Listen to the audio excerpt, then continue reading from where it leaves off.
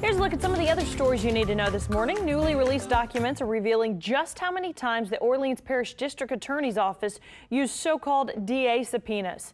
At least 249 of those subpoenas were given to pressure witnesses to appear for interviews with prosecutors between 2014 and 2016.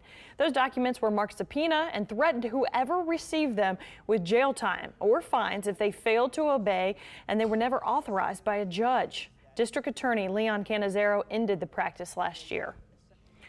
A former Marrero pastor will spend the next 20 years in prison after pleading guilty to sex crimes charges.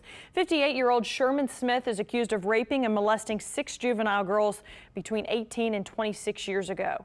He was formerly the pastor of Marrero's Second Highway Baptist Church. Smith will be formally sentenced next week. A public meeting is taking place tonight to talk about replacing the Belle Chase Bridge and Tunnel. The state has received $45 million from a grant from a federal government from the project. The estimated cost is about $122 million. Tonight's meeting begins at 5 o'clock at the Belle Chase Auditorium. And this year's Essence Fest was one of the largest crowds in the event's history.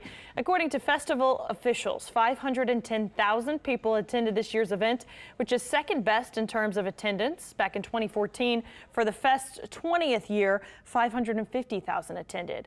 But this year, for the first time ever, the concert series at the Superdome sold out all 3 nights. Organizers say the performing artists, as well as the influencers, leaders, creators, and celebrities, should all be credited for making this year's festival another huge success. All right, glad to hear the numbers showed up because